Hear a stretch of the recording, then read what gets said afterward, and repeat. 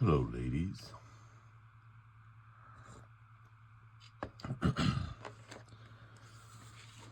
Good morning. I have some 1980s Grenadier mainly figures that I thought belonged to my brother who passed almost 20 years ago, and never felt comfortable painting them or messing around with them. Just wasn't in the place to do that. So, but recently, my wife got me another cool storage box. It looks like a treasury chest thing, and I needed to rearrange figures. And down in one of the boxes was these 22 figures. And I had recently gotten into painting minis and doing models, and felt like my skills weren't terrible, and I wasn't gonna dishonor his figures and make them look real stupid. So I started painting them, and as I was painting them, I got to thinking about his friends that had grown up playing D&D together, and people that had come in later and joined the group, but always were a tight band of people. And Eric and his friends were very smart people and nerds before nerds were cool. Everybody claims to be a nerd now, but they were the OG nerds, and finding your tribe is always hard, and they did that. And D&D was kind of some of the glue that held them together. And so I started thinking about them, and thought, maybe they'd like to have some of these. And I enjoy D&D now. I didn't really get involved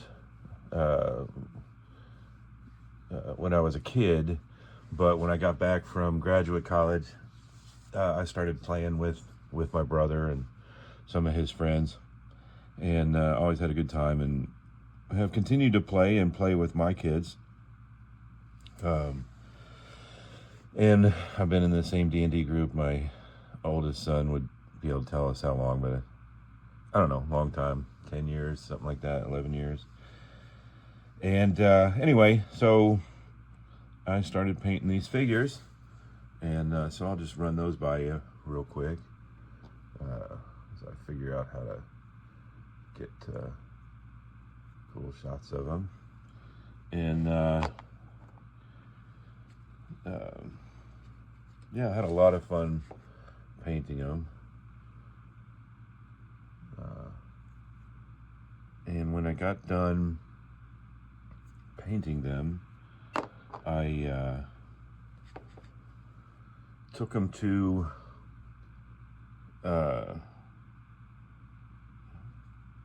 his best friend Steve, and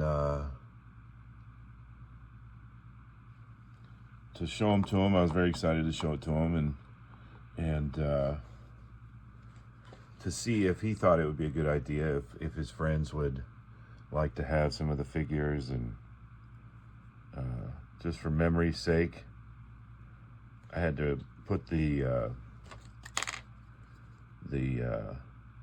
foot on there. It didn't have a foot. The mold didn't have a foot, so I molded a foot on there and painted it in. This is probably my least favorite figure in the set so far. I just didn't care for the figure. So anyway, I don't know if anybody has fond memories of that one, but didn't care for that one. And then I went and talked to Steve, just to see if he thought it was a good idea, if those people would like that. And he said, yeah, I think that'd be a great idea. And I started going, when I was painting them, I started going down a deep dive, because a lot of them are labeled on the bottom. Like this one is Pal Arthur or whatever. TSR, officially licensed. Can't read the date real well. Is the model number is M6 something, I don't know. Anyway, but most of them are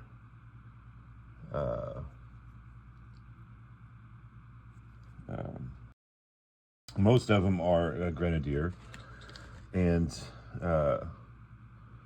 just had so much fun painting them.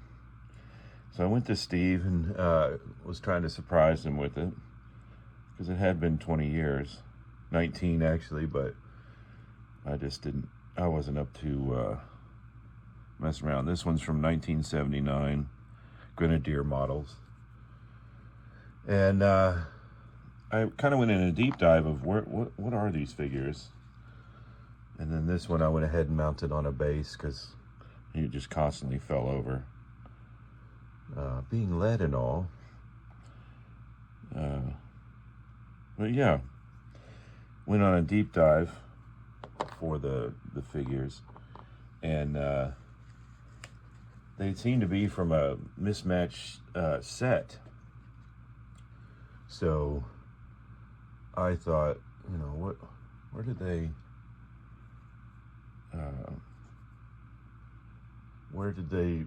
did they buy sets as a group and then split them up amongst their friends, or what was the deal? This one I thought was going to be another one of my least favorite to paint because I didn't like the figure very much. But I ended up having a lot of fun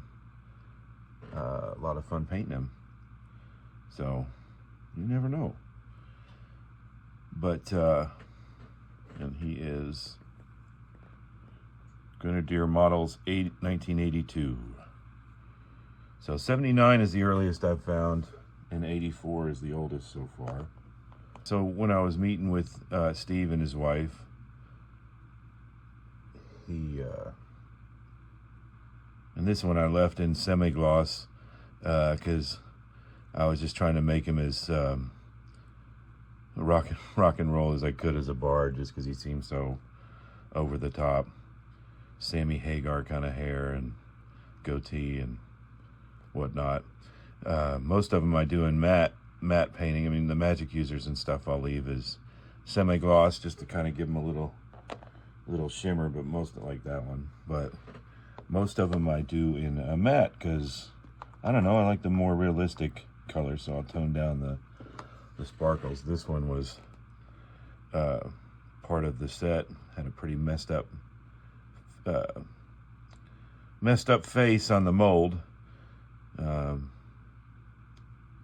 But yeah, I'm real happy with the way most of them turned out. And then I found one that was already painted, which is this one of the dwarves. And I debated about stripping it off and cleaning it up and repriming and painting, but I didn't know if one of the guys had painted it or my brother had painted it, so I didn't want to mess with it, so I left it. Here's his cousin that I did paint, unlabeled on the bottom, but I've since learned he's dwarf with battle axe and part of several different Grenadier kits. But yeah, I plan on doing like the model numbers and putting those on a still frame or something. And here's I don't even know what it's called.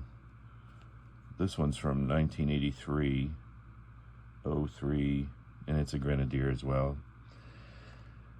If they had stamps on the bottom, I really tried to preserve them, but at the same time I had to flatten them out and cut them a little bit because of the casting being so uneven. But I think he turned out good, and I wanted to play around and try to get some blood dripping off the sword, which I think came out pretty cool. It actually does, using Vallejo's dry blood or fresh blood. I can't remember which.